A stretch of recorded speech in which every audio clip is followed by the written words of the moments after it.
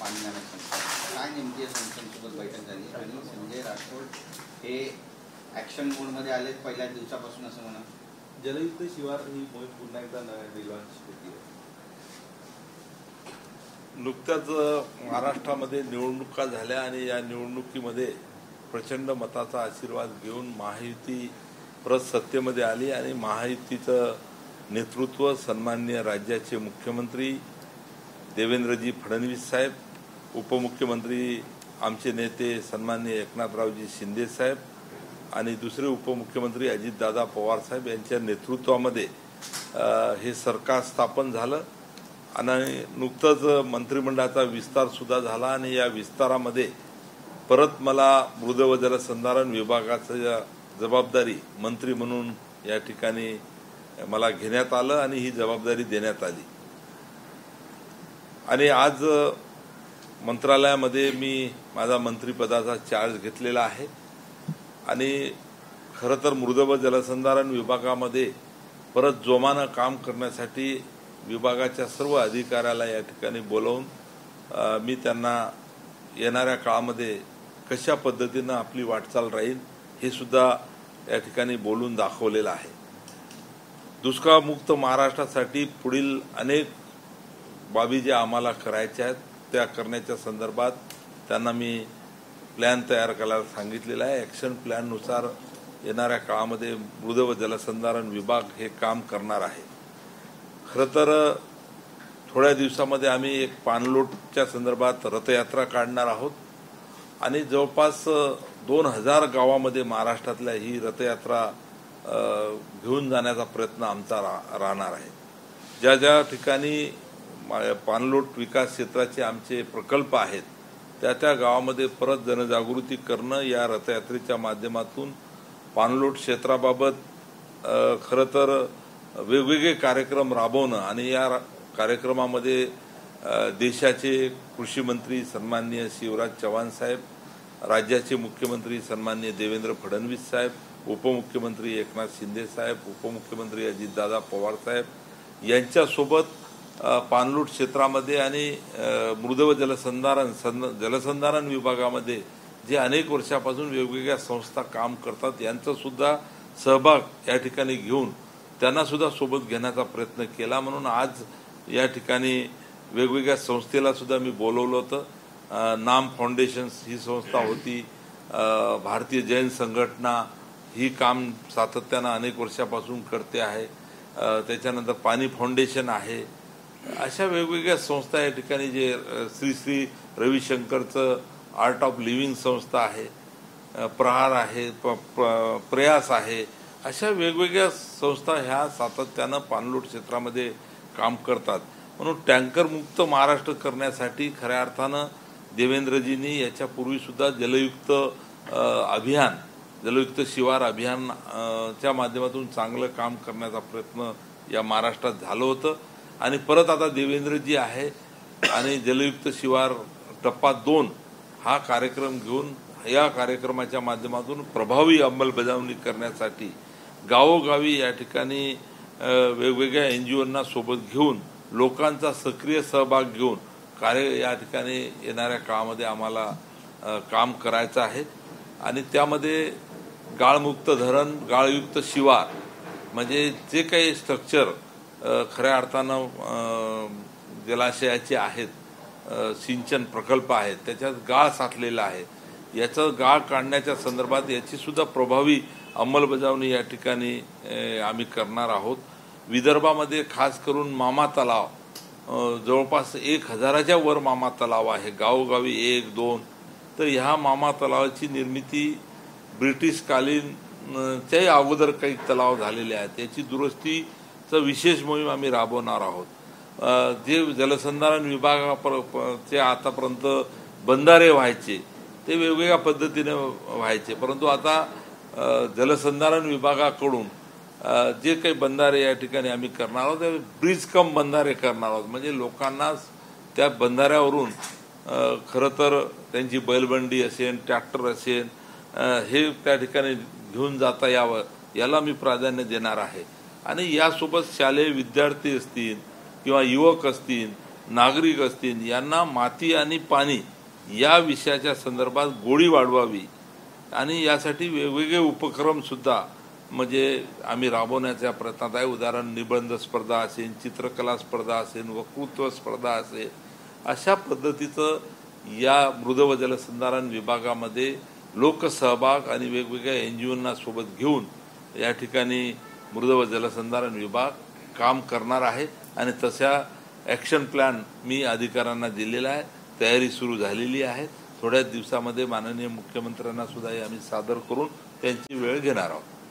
ठीक आहे. एक महत्त्वाचा राजकीय विषय होता जो तुम्हाला विचारायचा आहे की जे खातं मिळालं आहे त्याबद्दल तुम्ही समाधानी आहात का? आणि जे बंगले मिळालेत सगळ्यांनी त्यांना त्यावरूनही चर्चा आहे, दालनं मिळाले त्यावरूनही चर्चा आहे की आम्हाला चांगली दालनं मिळाली, तर असं तुमच्या बाबतीत आहे का? मी यापूर्वीच मंत्री होतो म्हणून मी काही त्यांना मागणी केली नव्हती. मी ज्या बंगल्यामध्ये राहत होतो तोच बंगला त्यांनी मला दिला म्हणजे प्रशासनाने, आणि ज्या कॅबिनमध्ये मी कामकाज करत होतो तीच कॅबिन मला परत त्यांनी दिलेली आहे. त्यामुळे खरं तर मला कोणती तक्रार नाही. आणि दुसरी गोष्ट खात्याच्या संदर्भात मी समाधानी आहेच, कारण या खात्याच्या माध्यमातून मृद व जलसंधारण विभागाच्या माध्यमातून एक चांगलं काम या ठिकाणी दुष्काळमुक्त महाराष्ट्र करण्यासाठी मला करता येईल आणि त्या दृष्टीने मी या ठिकाणी प्रयत्न करणार. शिवसेनेत कुठली नाराजी नाट्य आहे का? कारण काहींना बंगले दिले, काहींना फ्लॅट दिले, त्यामुळे काल अशी माध्यमावरती बातमी आली होती की काही मंत्री जे आहेत ते नाराज आहेत, त्यांनी खटखट व्यक्त केलेली आहे की भाजपच्या मंत्र्यांना बंगले मिळाले मात्र आम्हाला फ्लॅट मिळाले. याला जोडून प्रश्न दीपक केसरकर यांना जो बंगला होता रामटेक बंगल्याबाबतही बऱ्याच चर्चा होत आहेत की ते ज्या बंगल्यात म्हणजे मंत्री जातात त्या बंगल्यात राहायला त्यांचं करिअर संपतं किंवा नंतर त्यांना मंत्रीपद मिळू शकत नाही. छगन भुजबळ होते त्यांना आता मंत्रीपद मिळालं नाही, दीपक केसरकर होते त्यांना पण मिळालं नाही. त्यामुळे बंगल्याबाबत बंगले वाटपाच्या संदर्भात माझ्या माहितीनुसार कोणतीही नाराजगी नाही. तर सर्व मंत्रिमंडळामध्ये काम करण्याची संधी या ठिकाणी आमच्या सर्व सन्माननीय सदस्यांना मिळालेली आहे. त्याच्यामुळे ज्या ज्या विभागात आम्हाला या ठिकाणी दिलेले आहेत माननीय मुख्यमंत्र्यांनी, तर त्या सर्व विभागात आम्ही चांगलं काम करून दाखवणार आहोत. आणि मग कोणता बंगला मिळाला, कोणतं कार्यालय मिळण्यापेक्षा या ठिकाणी सर्वजण मंत्री महोदय कामाला लागलेले आहेत. महाराष्ट्रामध्ये मी आपल्याच वृत्तवाहिनीच्या माध्यमातून पाहिलेलं आहे की सर्वच जण या ठिकाणी आपल्या आपल्या विभागाची जबाबदारी स्वीकारून कामाला लागलेल्या आहेत. त्याच्यामुळे कोणी नाराज नाही.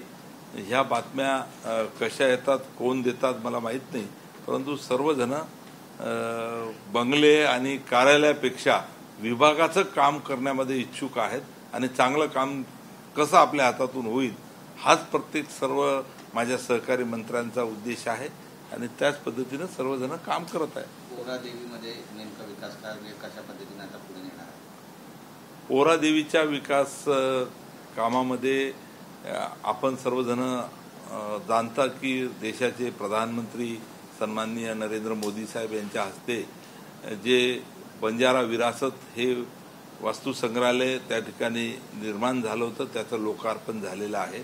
काही गोष्टी त्याच्यामध्ये राहिलेल्या आहेत की ते रन कसं करायचं, तर ते प्रशासनाला आम्ही सूचना दिलेल्या आहेत की ते लोकांना जास्तीत जास्त लोकांना ते बघता यावं, त्यासाठी प्रयत्न आम्ही करणार आहोत. आणि इतर पायाभूत सुविधा ज्या त्या ठिकाणी भाविक भक्त येतात, तर उदाहरणार्थ रस्ते असतील, नाले असतील, सभामंडप असतील, लोकांना राहण्यासाठी राहायची व्यवस्था असतील, पिण्याचं पाण्याची व्यवस्था असतील, जेवणासाठी त्या ठिकाणी 24 तास व्यवस्था कशी होईल ही व्यवस्था त्या ठिकाणी अनेक लोकांना सोबत घेऊन आम्ही करणार आहोत. आणि यासोबत पोहरादेवी हे फक्त धार्मिक तीर्थक्षेत्रच नाही तर वेगवेगळ्या दृष्टीनं समोर हे तीर्थक्षेत्र आलं पाहिजे. ते पर्यटन स्थळ झालं पाहिजे. एज्युकेशनच्या संदर्भात तिथे वेगवेगळ्या संस्था आल्या पाहिजेत. आरोग्याच्या संदर्भात सुद्धा तिथे अपग्रेड काही गोष्टी झाल्या पाहिजेत. असं करून बॉटनिकल गार्डन वन विभागाकडून तिथे मंजूर आहे, ते कसं लवकर होईल. म्हणजे अशा संदर्भात पोहरादेवी हे वेगवेगळ्या स्तरावर विकसित झालं पाहिजे हा प्रयत्न आहे. वर्धा नांदेड हे रेल्वे मार्गाचं काम सुद्धा त्या ठिकाणी चालू आहे. पोहरादेवी हे मोठं स्टेशन त्या ठिकाणी होणार आहे. अशा सर्व दृष्टीनं पोरादेवी हे विकसित झालं पाहिजे. शेवटी हे आमच्या सर्व बंजारा समाजाचं पावनभूमी आहे. संत सेवालाल महाराजांचे समाधी स्थळ आहे आणि देशभरातला बंजारा समाज त्या ठिकाणी अतिशय श्रद्धेने त्या ठिकाणी येतो आणि नमन होतो.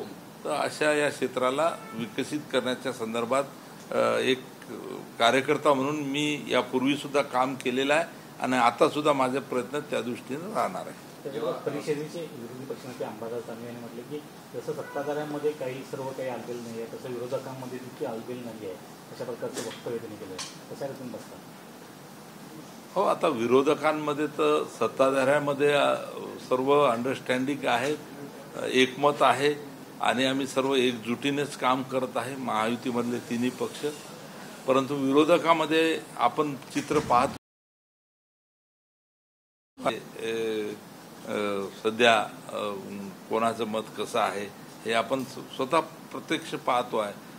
मधल्या अधिवेशनच्या काळामध्ये हे सुद्धा पाहायला मिळालं की त्यांच्यामध्ये तर एकी नाही आणि म्हणून अधिवेशनाच्या काळामध्ये प्रभावीपणे सत्ताधाऱ्यांना ज्या गोष्टी ते मांडायला पाहिजे नव्हत्या, या गोष्टीची चर्चा घडवून आणायला पाहिजे नव्हती, तसं न करता वेगळ्याच दृष्टीनं अधिवेशनामध्ये मुद्दे मांडून त्या ठिकाणी जे विरोधकाचं काम आहे, जे लोकांना अपेक्षित आहे ते काम ते करू शकले नाही.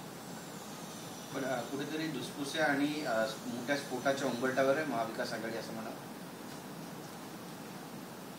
आता या संदर्भात मी बोलण्यापेक्षा आमचे वरिष्ठ नेते नक्कीच या संदर्भात बोलतील, कारण वरिष्ठ नेत्यांना अनेक गोष्टी त्यांचं बोलणं झालेलं आहे आणि त्यांचं ठरलेलं आहे. ते त्यांच्या माध्यमातून समोर जर आल्या की आपल्याला दिसून येईल थोड्या दिवसात. कारण तुमचं नाव जेव्हा मंत्रिपदासाठी घेतलं त्यावेळी बऱ्याच जणांना आश्चर्याचा धक्का लागला, कारण नापास मंत्र्यांच्या यादीत तुमचंही नाव होतं. मी नापास नाही आणि मला वाटते कोणताही मंत्री नापास नाही. सर्वच जण या ठिकाणी चांगलं काम करत असतात. हे प्रगती पुस्तकाच्या संदर्भात अतिशय चुकीची बातमी प्रसारमाध्यमातून दाखवल्या गेली आणि असं कोणतंही प्रगती पुस्तक नाही. सर्वच आत्ताचे मंत्री, पूर्वीचे मंत्री सर्वांनीच चांगलं काम केलेलं आहे. त्या खात्याला चांगलं न्याय देण्याचं काम केलेलं आहे आणि सर्वच जण काम करतात, कारण शेवटी जनतेमधून जनतेचा आशीर्वाद घेऊन आम्ही सर्वजण निवडून येतो आणि निवडून आल्यानंतर जनतेचे काय प्रश्न आहेत, काय अडीअडचणी आहेत, काय धोरणं आणावी लागतील, काय निर्णय घ्यावे लागतील, ह्या सर्व गोष्टी आम्हाला माहीत आहे, कारण आम्ही लोकात वावरतो. जनतेचे प्रतिनिधी म्हणून या सभागृहात आम्ही जेव्हा येतो आणि त्यामधून काही जेव्हा मंत्री बनतात तर मंत्री काही सरळ बाहेरून येत नाही, लोकांमधूनच आलेला एक कार्यकर्ता असतो आणि म्हणून त्या दृष्टीनं त्याला प्रश्न माहीतच असतात आणि म्हणून अशा बातम्या खऱ्या अर्थानं चुकीच्या बातम्या ह्या आलेल्या आहेत आणि म्हणून मी नापास नव्हतो आणि दुसरे बाकीचे कोणी नापास नव्हते. आता ज्याला संधी दिल्या गेली, नेत्यांनी वरिष्ठ नेत्यांनी ठरवलं, त्याला संधी मिळाली, परत त्यांनाही मिळेल. जलयुक्त शिवार ही जी योजना होती, या योजनेच्या माध्यमातून मोठ्या प्रमाणात क्षेत्र हे आपल्याला सिंचनाखाली आणता आलं आणि पाणी त्याचं जी पातळी आहे पाण्याची ती बऱ्याच ठिकाणी वाढली होती. मुख्यमंत्री त्या तत्कालीन देवेंद्र फडणवीस यांचा ड्रीप प्रोजेक्ट होता.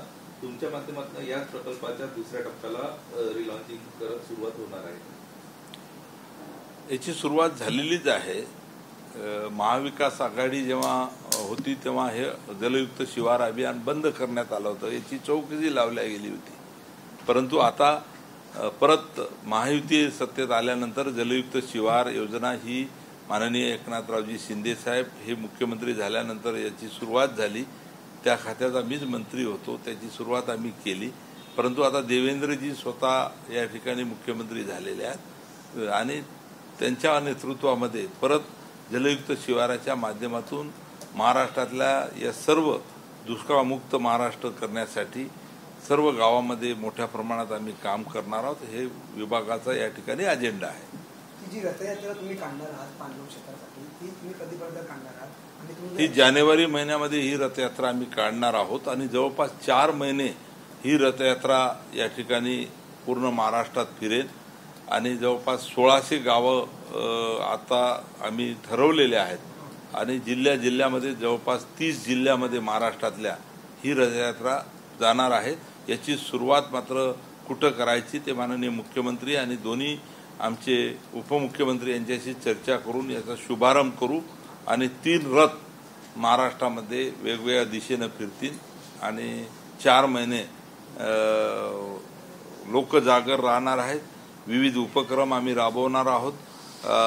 खरं तर माती आणि पाणी या विषयाचं खरं तर महत्त्व आणि गोडी लोकांमध्ये वाढली पाहिजे हा प्रयत्न आम्ही करणार आहोत. यासोबत प्रत्यक्ष काम सुद्धा करणार आहोत लोकांचा सहभाग घेऊन. जसं गाळ मुक्त धरण, गाळयुक्त शिवार हे खऱ्या अर्थानं जो गाळ म्हणजे धरणातून काढायचा शेतकऱ्याच्या शिवारामध्ये तो फेकायचा आणि म्हणजे दुहेरी फायदा पाण्याचा साठा सुद्धा वाढणार आहे आणि शेतकऱ्याला सुद्धा तो उपयुक्त या ठिकाणी राहणार आहे.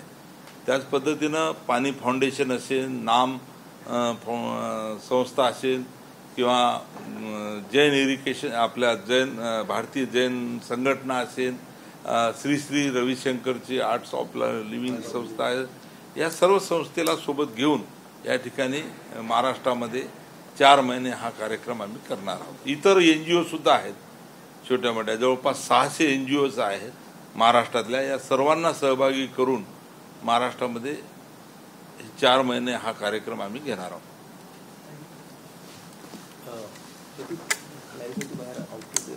धन्यवाद.